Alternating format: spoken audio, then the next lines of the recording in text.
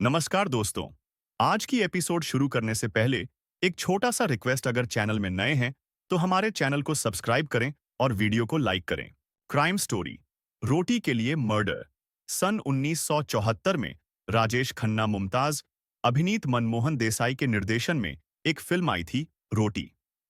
इस superhit film में राजेश खन्ना द्वारा निभाया गया पात्र मात्र एक रोटी की खातिर अपराधी बन गया था। इस रोटी फिल्म की तरह इस कहानी में भी एक नौकर रोटी के लिए रोजी नाम की अपनी मालकिन का कत्ल कर बैठा। इत्तेफाक यह भी है कि रोटी फिल्म के नायक राजेश खन्ना की तरह इस नौकर का नाम भी राजेश ही है।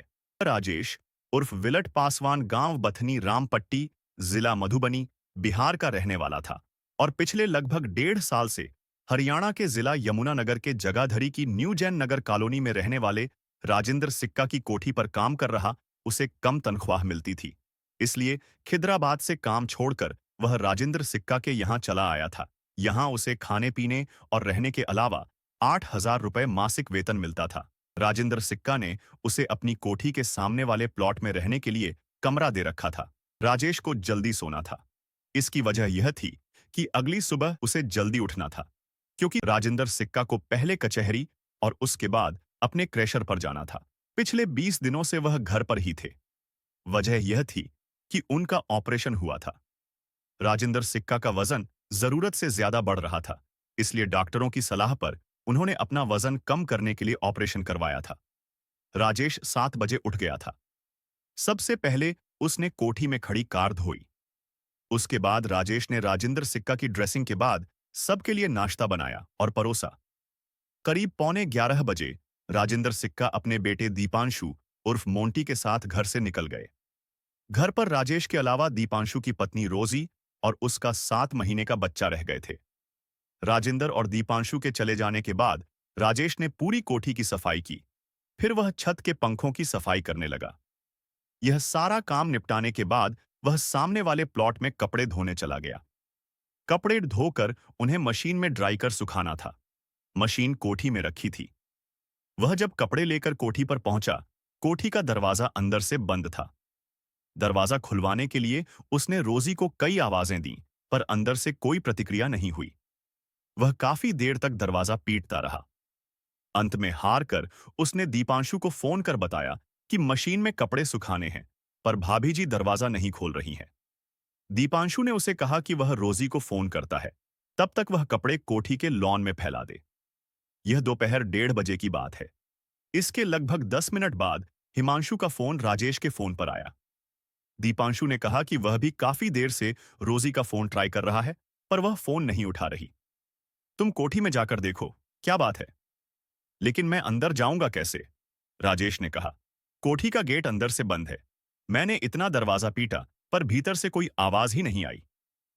ठीक है, तुम किसी तरह दीवार फांदकर भीतर जाओ और जो बात हो मुझे तुरंत बताओ, दीपांशु बोला। दीपांशु के कहने पर राजेश कोठी की दीवार फांदकर भीतर गया। लेकिन भीतर का नजारा देख उसने दीपांशु को फोन करने के साथ साथ शोर मचाना भी शुरू कर दिया। उसकी चीखें सुनकर पड़ोसी दौड़े चले आए। पड़ोसियों ने जब भीतर झांक कर देखा तो उनके भी होश उड़ गए। उन्होंने पुलिस कंट्रोल रूम नंबर को 100 पर, एम्बुलेंस कंट्रोल नंबर 102 पर 20 से ज्यादा बार फोन किया, लेकिन किसी ने भी फोन रिसीव नहीं किया। तब तक राजेंद्र सिक्का और दीपांशु भी वहां पहुंच गए थे। कंट्रोल रूम में जब किसी ने फोन नहीं उठाया तो वे लोग अर्जुन नगर पुलिस चौकी पहुंचे और मामले की जानकारी पुलिस को दे दी। मामला हाई प्रोफाइल फैमिली से जुड़ा होने के चलते एएसपी कुलदीप यादव खुद मौके पर पहुंचे। उनसे पहले डीएसपी सुभाष, डीएसपी सुधीर व DSP Pradeep, Jagadhri city SHO Rakesh, CIA 2 incharge Shri Bhagwan Yadav समेत अन्य पुलिस अधिकारियों के अलावा क्राइम टीम भी मौके पर पहुंच गई। जगाधरी की न्यू जैन नगर कॉलोनी में रहने वाले स्टोन क्रैशर उद्यमी राजेंद्र सिक्का के घर का दृश्य दिल दहला देने वाला था। किसी ने दीपांशु की पत्नी रोजी सिक्का की गला काटकर हत्या कर दी थी। फर्श पर चारों ओर खून ही खून फैला हुआ था। सोफे पर भी खून, यहां तक मृतका का गला काटते समय खून की धार दीवार से भी टकराई थी, जिसके ताजा छींटे इस बात की गवाही दे रहे कि हत्या हुए ज्यादा समय नहीं हुआ है। 7 महीने का मासूम बच्चा अपनी मां की लाश के पास बैठकर उसकी छाती से लिपटकर रो रहा था। बाद में नौकर राजेश जब कमरे में आया तो उसने बच्चे को संभाला। घर के बाहर गली में भी खून बिखरा हुआ था। आशंका जताई जा रही थी कि हत्यारा वारदात को अंजाम देने के बाद दीवार फांदकर इसी रास्ते से बाहर भागा होगा, जिससे गली में खून के निशान बन गए थे। क्राइम टीम ने खून के छींटों की जांच की और जगह जगह से फिंगरप्रिंट उठाए। हत्यारे का सुराग लगाने के लिए पुलिस ने घर में लगे सीसीटीवी कैमरों की भी जांच की, लेकिन सीसीटीवी कैमरे बंद मिले। जांच में पता चला कि सीसीटीवी कैमरे पिछले 1.5 महीने से खराब थे। इसके बाद पुलिस ने गली में घरों के बाहर लगे सीसीटीवी कैमरों की जांच की, लेकिन अधिकतर कैमरे बंद मिले। हत्यारा किसी भी कैमरे में दिखाई नहीं दिया। राजेंद्र सिक्का और उनके बेटे दीपांशु ने बताया कि उन्हें किसी प्रॉपर्टी के पेपर बनवाने के लिए तहसील जाना था। आज काम नहीं हुआ तो आराम करने के लिए दोनों बाप बेटे अपने क्रेशर चले गए थे। तभी नौकर राजेश का फोन आया था। बहरहाल जगाधरी सिटी पुलिस ने अज्ञात हथियारों के खिलाफ रोजी के ब्लाइंड मर्डर की रिपोर्ट दर्ज करके जांच शुरू कर दी। इस केस को पुलिस हर छोटे बड़े एंगल से देख रही थी। अब तक की तफ्तीश में जो सामने आया था, उससे यह माना जा रहा था कि इस घटना में किसी जानकार का हाथ हो सकता है, जिसने घर में आसानी से घुसकर इत्मीनान से मर्डर किया और फरार हो गया। सिक्का परिवार ने अब तक न तो किसी पर संदेह जताया था और न ही किसी के साथ अपनी निजी या कारोबारी दुश्मनी होना बताया था। दीपांशु और रोजी की शादी 28 फरवरी 2018 को हुई थी। पुलिस इसमें भी कोई पुराना एंगल ढूंढ रही थी। एसपी कुलदीप यादव ने मामले की जांच के लिए सीआईए समेत 4 टीमें गठित कर दीं, लेकिन अभी तक कोई नतीजा सामने नहीं आया था। घटनास्थल पर लूट या चोरी के चिन्ह भी नहीं मिले थे। प्रारंभिक जांच में मामला केवल रोजी की हत्या करने का ही सामने आया था, लेकिन जिस बेरहमी से हत्या की गई थी, उससे व्यक्तिगत रंजिश का होना साफ दिखाई दे रहा था। पुलिस टीमों ने क्राइम सीन को एक बार दोबारा बारीकी से चेक किया। इस बार पुलिस ने सामने वाले उस प्लॉट को भी चेक किया जिसमें नौकर राजेश रहता था। पुलिस को वहां कुछ ऐसे सबूत मिले जिसकी वजह से पुलिस सिक्का परिवार के नौकर राजेश को पूछताछ के लिए थाने ले गई। दरअसल सीआईए 2 के इंचार्ज इंस्पेक्टर श्री भगवान यादव को पहले से ही नौकर राजेश पर कुछ शक था। यह शक उसके कमरे की तलाशी लेने के बाद और पुख्ता हो गया था। पहला शक मर्डर के बाद जब उसके मालिक और पुलिस राजेंद्र सिक्का की कोठी पर पहुंची तो नौकर राजेश भी दुखी होने का नाटक करते हुए जोर जोर से रोने लगा था। दूसरा शक दीपांशु से फोन पर बात करने के 10 मिनट बाद जब राजेंद्र सिक्का ने उसे फोन पर कहा कि वह घर जाकर देखे बहू फोन क्यों नहीं उठा रही। इस पर राजेश ने बताया था कि वह जर्दा लेने के लिए आया है, अभी कोठी जाकर देख लेगा, क्या बात है। जबकि 10 मिनट पहले उसने दीपांशु को बताया था कि वह कपड़े धो रहा है। तीसरा शक और पुख्ता सबूत यह था कि जिस मकान में नौकर राजेश रहता था, वहां से कुछ ऐसे कपड़े बरामद हुए थे जिन्हें उसी समय धोया गया था। वे पूरी तरह से गीले थे। शायद उन्हें जल्दी सुखाने के लिए ही राजेश को मशीन की जरूरत थी। इसके अलावा पानी की टंकी के पास से एक साबुन भी बरामद हुआ था, जिस पर एक जगह हल्का खून लगा हुआ था। संभवतः उस साबुन से ही उसने हाथ साफ किए थे। इंस्पेक्टर भगवान सिंह यादव ने कपड़ों सहित बाकी सभी चीजों को कब्जे में लेकर लैब में भिजवा दिया था। सीआईए स्टाफ 2 के कार्यालय में पूछताछ के दौरान नौकर राजेश पहले तो कई घंटे तक पुलिस वालों को घुमाता रहा। उसने अपने एबनॉर्मल होने का ड्रामा भी किया, लेकिन पुलिस ने जब सख्ती दिखाई तो उसने अपना गुनाह कबूल लिया। उसने रोजी सिक्का की हत्या की जो कहानी सुनाई, उस पर विश्वास करना बहुत मुश्किल था। राजेश ने बताया कि उसने रोजी की हत्या इसलिए की थी क्योंकि वह उसे कम खाना देती थी। यह सुनकर पुलिस अधिकारी चौंके। उन्हें यकीन नहीं हो रहा था कि क्या कोई रोटी के लिए किसी की इस तरह हत्या कर सकता है। बहरहाल राजेश से पूछताछ के बाद हत्या की जो कहानी सामने आई, राजेश की मां का देहांत हो चुका था। उसके 5 भाई बहन थे, 3 भाई और 2 बहनें। उसे छोड़कर बाकी सभी शादीशुदा थे। वह भी अपना घर बसाने के लिए पैसा कमाने अपने गांव से सैकड़ों किलोमीटर दूर जगाधरी आया था। वह पहले आर के क्रशर खिदराबाद में नौकरी पर लगा था। इसके बाद वह राजेंद्र सिक्का के पास नौकरी करने लगा। सिक्का के यहां वह खुश था। यहां भरपेट खाने के साथ उसे अच्छा वेतन भी मिलता था। वह भी जी जान से सिक्का परिवार की सेवा करता था। नौकर और मालिकों के बीच सब कुछ ठीक ठाक चल रहा था कि अचानक राजेश के जीवन में मुसीबतें किसी पहाड़ की तरह आ खड़ी हुई थीं। एक दिन राजेश के पास उसके गांव से खबर आई कि उसके पिता का निधन हो गया है। वह अपने पिता से बहुत प्रेम करता था। अपने पिता के निधन पर गांव गया और 19 अप्रैल को वह गांव से वापस अपनी नौकरी पर सिक्का परिवार में आ गया।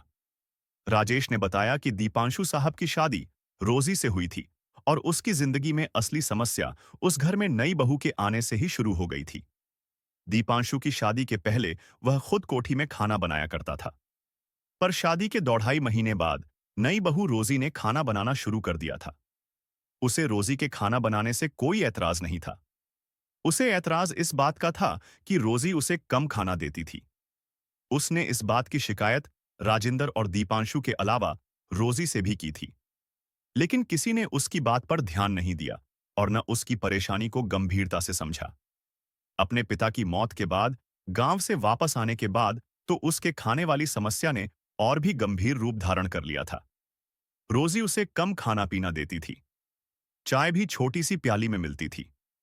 उसे रात के खाने में अधिकांशत दोपहर का बासी खाना दिया जाता था।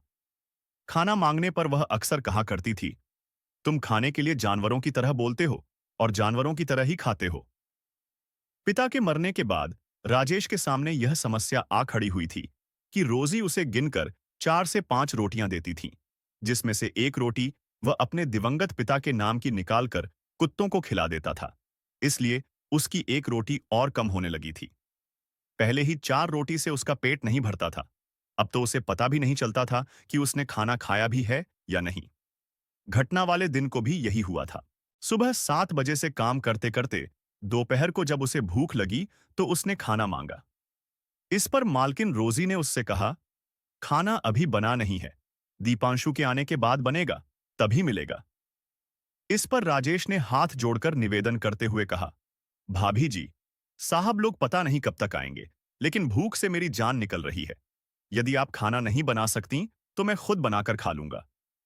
रोजी ने तब उसे रटेरटाए शब्द सुनाए कि तुम खाने के लिए जानवरों की तरह बोलते हो और जानवरों की तरह खाते हो। हर बार यह बातें सुनते सुनते इस बार राजेश को गुस्सा आ गया था। बात उसकी बर्दाश्त से बाहर चली गई थी। वह उसी समय रसाई में गया और वहां से सब्जी काटने वाला चाकू उठा लाया। उस समय रोजी कमरे में बैठी मोबाइल फोन पर गेम खेलने में व्यस्त थी। दबे पांव वह उसके पीछे पहुंचा और बाएं हाथ से उसका गला कसकर पकड़ लिया और दाहिने हाथ से गर्दन पर वार चाकू से करने लगा। अचानक हुए इस हमले से रोजी घबरा गई। फिर जल्द ही उसने अपने आप को उसके चंगुल से छुड़ाने के प्रयास शुरू कर दिए। चीखने चिल्लाने के साथ उसने अपनी गर्दन छुड़ाने के लिए राजेश के हाथ पर अपने दांतों से काटना शुरू कर दिया था।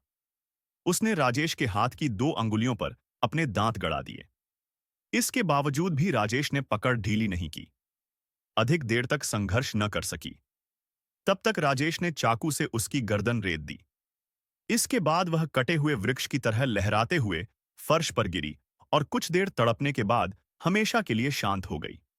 रोजी की हत्या करने के बाद उसने चाकू को धोकर रसोई में रख दिया और वहां से फरार हो गया। बड़े गेट पर खून के निशान न आए, इसलिए वह छोटे गेट के ऊपर से कूदकर बाहर अपने कमरे में पहुंच गया। उसने खून से सने कपड़े भी धो दिए।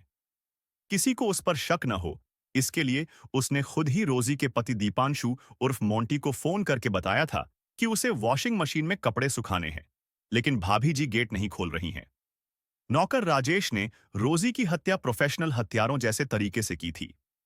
राजेश के बयान कलमबद्ध करने के बाद Jagadhri city SHO inspector Rajesh और इंस्पेक्टर श्री भगवान यादव ने आरोपी को एसीजेएम गगनदीप मित्तल की अदालत में पेश कर 5 दिनों के पुलिस रिमांड पर लिया। रिमांड के दौरान उसे मनोरोग चिकित्सक को भी दिखाया, पर किसी ने यह बात दावे के साथ नहीं कही कि वह साइको है या नहीं। रिमांड अवधि समाप्त होने के बाद अभियुक्त राजेश को जब दोबारा अदालत में पेश किया गया, तब अचानक इस मामले में एक चौंका देने वाला मोड़ सामने आया। शहर के चर्चित हाई प्रोफाइल रोजी सिक्का मर्डर केस के आरोपी नौकर राजेश उर्फ विलट पासवान ने एक बड़ा खुलासा करते हुए बताया कि उसने रोजी की हत्या उसके ससुर राजेंद्र सिक्का के कहने पर की थी। राजेंद्र सिक्का ने उसे 50,000 रुपए का लालच देकर यह हत्या करवाई थी। दोपहर बाद आरोपी को एसीजेएम गगनदीप मित्तल की अदालत में पेश किया गया। जब वह अदालत से बाहर निकला तो उसने सीआईए 2 स्टाफ की मौजूदगी में पूरी मीडिया के सामने अपने मालिक पर कई गंभीर आरोप जड़े। उसने कहा कि उस पर दबाव बनाया गया था कि वह रोजी की हत्या करे। यह सारी योजना हत्या से एक रात पहले ही बना ली गई थी। नौकर राजेश के अनुसार राजेंद्र सिक्का ने उससे कहा था कि घर में इतना पैसा आता है, पर पता ही नहीं चलता कि वह जाता कहाँ है। उन्हें पैसों का कोई हिसाब किताब नहीं मिलता। राजेश के अनुसार उसने रोजी की हत्या करने से मना कर दिया था। तब उन्होंने उसे धमकी दी कि यदि तू यह काम नहीं करेगा तो तू मरेगा। इसलिए अपनी सुरक्षा के लिए उसने यह काम किया था। राजेंद्र सिक्का ने उसे विश्वास दिलाया था कि तुझे कुछ नहीं होगा। यदि कोई बात होती है तो तू रोजी द्वारा रोटी कम देने की बात बता देना। राजेश के अनुसार इस काम के लिए उसे कोई एडवांस धनराशि नहीं दी गई थी। यह कहा गया था कि अगले साल जब तुम शादी करोगे तो तुम्हें तुम्हारे 50,000 रुपए मिल जाएंगे। नौकर के इस सनसनीखेज बयान से केस में नया ट्विस्ट आ गया था। पुलिस जहां अब राजेंद्र सिक्का को हिरासत में लेकर पूछताछ करेगी, तो मृतका के पति दीपांशु उर्फ मोंटी ने सीधे सीधे पुलिस पर आरोप लगाया कि वह जानबूझकर उसके पिता को फंसाने की कोशिश कर रही है। उधर रोजी के पिता जनकराज और मां सीमा रानी ने एसपी को दी गई शिकायत में आरोप लगाया कि दीपांशु ने उन्हें फोन करके 10 लाख रुपए की मांग की थी, जिस पर उन्होंने उससे कहा कि उन्होंने अपनी जमीन का सौदा कर दिया है, जिसकी रजिस्ट्री अभी नहीं हुई है। रजिस्ट्री होते ही वह पैसे दे देंगी। मई यानी घटना वाले दिन दीपांशु ने फिर फोन करके पैसे मांगे थे। मना करने पर कुछ घंटे बाद ही रोजी की हत्या की खबर आ गई। उन्होंने आरोप लगाया कि बेटी की हत्या में राजेंद्र सिक्का और दीपांशु भी शामिल हैं। उन्होंने केस की सीबीआई जांच कराने की मांग की। पुलिस की तरफ से नौकर राजेश द्वारा दिए गए बयानों की पुलिस ने जांच शुरू कर दी गई, पर कथा संकलन तक इस मामले में कुछ नया सामने नहीं आया था। रिमांड अवधि समाप्त होने के बाद अभियुक्त राजेश को न्यायिक हिरासत में जिला जेल भेज दिया गया